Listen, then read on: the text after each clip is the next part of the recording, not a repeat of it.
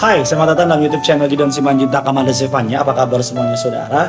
Kita masuk kepada bulan yang baru, yaitu bulan Agustus, bulan kemerdekaan. Kita percaya ada begitu banyak berkat, kebebasan yang Tuhan Yesus berikan melalui korban tubuh darahnya yang dicurahkan di atas kayu salib. Namun sebelum kita masuk lebih dalam lagi dalam kebenaran firman Tuhan, mari sama-sama tundukkan kepalamu, kita mau bersatu di dalam doa. Bapa yang baik, Bapa yang kami sembah di dalam nama Tuhan Yesus. Kami siapkan hati kami, sambut kebenaran firman Tuhan. Urapi hamba-Mu, lidah bibir perkataannya diurapi dari surga, kata kalimat yang keluar, biar nama Tuhan saja yang dipermuliakan. Kami berdoa siapapun yang menyaksikan acara ini, mereka diberkati Tuhan. Di dalam nama Tuhan Yesus, setiap kita yang siap diberkati, sama-sama dengan bangga kita katakan, amin. Hari ini kita akan membahas sebuah tema di awal bulan ini, temanya adalah takut akan Tuhan. Takut akan Tuhan. Kekristenan diukur bukan dari seberapa seringnya kita ke gereja. Sebuah kekristenan diukur bukan seberapa banyaknya kita menyembah. Bahkan kekristenan bukan diukur dari seberapa banyaknya kita tahu firman Tuhan. Tapi kekristenan diukur dari seberapa besar kita dapat mengikuti Tuhan dan mengakhiri hidup ini sesuai dengan apa yang Tuhan kehendaki. Faktor terpenting dalam mengikuti Tuhan terletak pada sebuah kalimat, takut akan Tuhan. Rasa takut yang positif dapat membuat hidup kita menjadi lebih baik. Sebagai contoh, takut melakukan sesuatu yang melanggar hukum karena takut dipenjara, itu dapat membuat saudara dan saya dalam hidup ini bermasyarakat takut melakukan hal-hal yang melanggar hukum. Atau misalnya saudara takut masuk neraka. Hal itu juga hal yang baik karena saudara jadinya menjaga hidup, saudara jadinya mengasihi orang lain walaupun mengikuti Yesus bukan karena sekedar takut neraka tapi karena benar-benar mencintai Tuhan Yesus. Ada juga beberapa takut yang negatif, antara lain takut gagal, terus mendengar berita buruk jadi takut, atau mungkin takut yang terlalu berlebihan menjadi fobia, takut kegelapan, takut binatang, dan takut-takut yang lainnya. Firman Allah mengatakan demikian, 2 Timotius 1 ayat yang ke-7, sebab Allah memberikan kepada kita bukan roh ketakutan, melainkan roh yang membangkitkan kekuatan, kasih, dan ketertiban. Tuhan mau kita mempunyai rasa takut yang benar. Bayangkan apabila orang tidak mempunyai rasa takut, maka mereka akan mulai berani melakukan segala sesuatu, melanggar firman, melakukan berbagai macam dosa tanpa rasa takut. Melakukan sesuatu yang benar adalah baik, namun konsepnya harus benar dulu saudara. Saudara dan saya ke gereja bukan karena sekedar takut api neraka, tapi karena saudara rindu dan mencintai Tuhan Yesus. Saudara dan saya melakukan firman Tuhan bukan karena takut api neraka, tapi karena saudara menemui kebahagiaan, sukacita dalam melakukan kebenaran firman Tuhan. Satu-satunya rasa takut yang positif dan yang luar biasa dalam hidup ini menurut saya yang paling luar biasa adalah takut akan Tuhan. Apa yang dimaksud dengan takut akan Tuhan yang benar? Yang pertama, rasa takut akan Tuhan adalah sadar penuh bahwa kita tidak mau mengecewakan dan mempermalukan Tuhan. Sadar penuh bahwa Tuhan melihat hidup kita. Sadar penuh bahwa kehidupan kita harus dipertanggungjawabkan suatu hari kelak. Sadar penuh bahwa kita dipanggil menjadi terang dan garam dunia. Kita tidak mau nama Tuhan dipermalukan melalui kehidupan kita. Saya pernah membaca sebuah kutipan yang memberkati saya.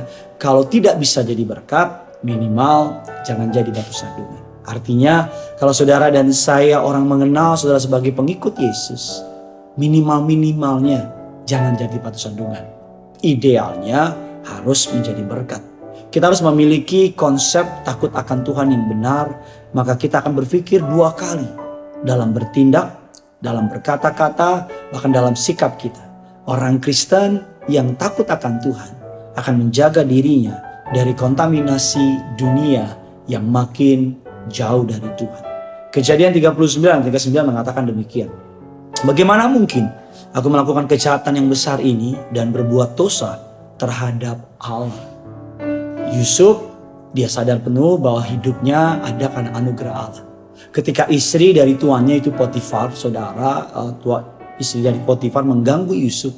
Yusuf tidak mau melakukan dosa karena dia tidak mau melakukan sesuatu yang mengecewakan hati Tuhan. Takut akan Tuhan yang benar adalah rasa takut akan Tuhan adalah membenci kejahatan. Amsal ayat yang ke-13, takut akan Tuhan ialah membenci kejahatan. Aku benci kepada kesombongan, kecongkakan, tingkah laku yang jahat, mulut penuh tipu muslihat. Tidak sedikit orang Kristen yang rajin ke gereja namun juga senang kehidupan duniawi. Tidak sedikit orang Kristen yang bahkan jadi para pengerja di gereja tetapi tetap masih melakukan hal-hal yang melanggar firman Tuhan. Mereka mencintai kebenaran firman Tuhan tetapi mereka juga mencintai dunia beserta dengan isinya.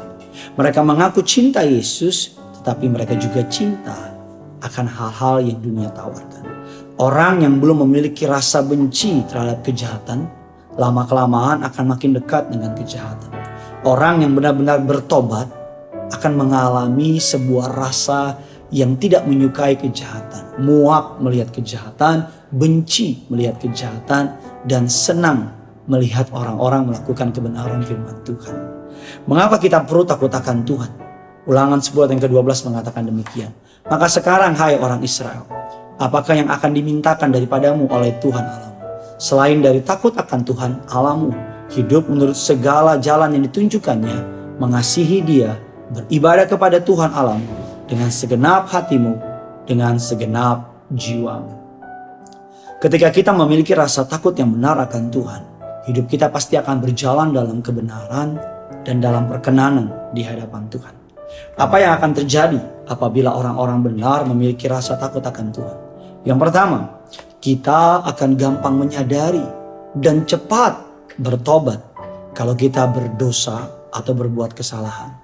Contohnya Daud. Daud memiliki rasa takut yang benar terhadap Tuhan. Takut yang saya maksud bukan berarti kalau takut sama macan, kita mau jauh-jauh dari macan.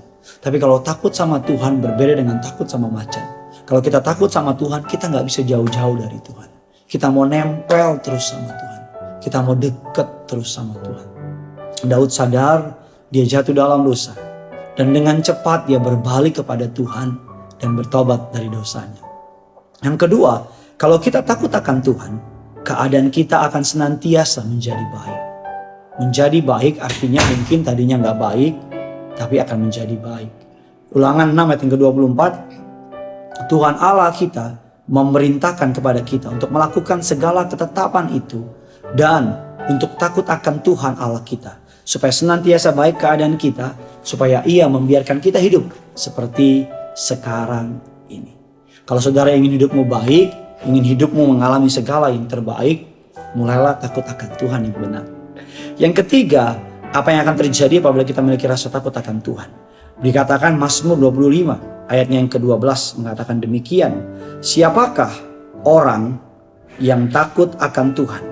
Kepadanya, Alkitab katakan, kepadanya Tuhan menunjukkan jalan yang harus ditunjukkannya. Mazmur 25 ayat yang ke-12. Orang yang takut akan Tuhan gak akan mengalami kebingungan, karena Tuhan senantiasa menuntun dia. Yang keempat, orang yang takut akan Tuhan, Amsal 1 ayat yang ke-7, takut akan Tuhan adalah permulaan pengetahuan, tetapi orang bodoh menghina hikmat dan didikan. Orang yang takut akan Tuhan akan dilimpahi hikmat, pengetahuan. Dia akan tahu akan harus melakukan apa di masa-masa yang sukar ini. Yang kelima, yang terakhir, orang yang takut akan Tuhan akan diperpanjang usianya. Firman Allah dalam Amsal 10 yang ke-27 mengatakan demikian. Takut akan Tuhan memperpanjang umur, tetapi tahun-tahun orang fasik diperpendeknya. Kita belajar pada pagi hari ini, saudara, memulai hari, memulai bulan dengan sebuah pengajaran. Takut akan Tuhan. Ketika kita menyadari kebenaran ini, maka hidup saudara akan melihat segala yang terbaik dari kerajaan surga. Saya berdoa agar mulai bulan yang baru ini, Tuhan Yesus kiranya memberkati saudara dengan segala yang terbaik. Apapun yang tanganmu kerjakan menemui keberhasilan. Apapun yang mulutmu doakan menemui jawaban.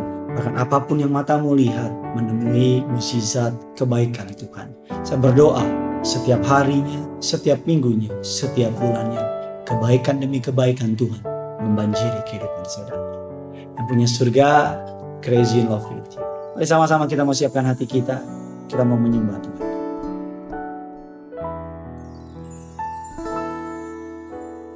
Mataku tertuju padamu,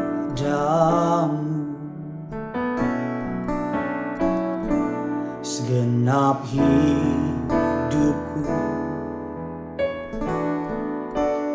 Ku serahkan padamu.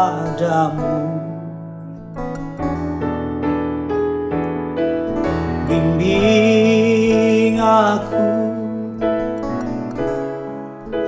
masuk rencanamu,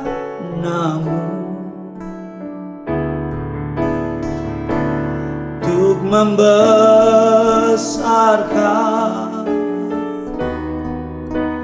kerajaanmu.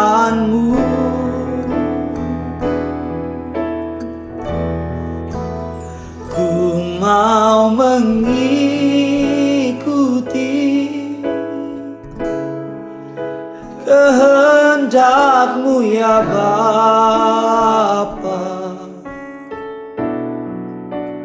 Ku mau selalu menyenangkan hati-Mu. Ku mau mengikuti kehendak-Mu ya. Ku mau mengikuti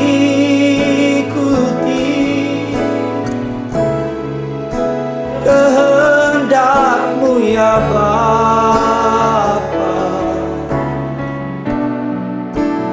Ku mau selalu menyenangkan hati-Mu. Ku mau selalu menyenangkan hati-Mu.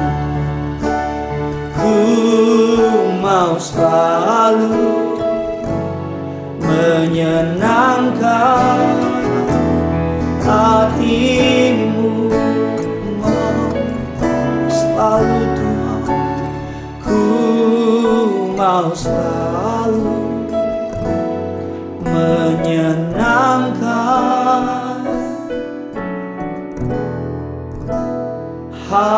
hati-Mu.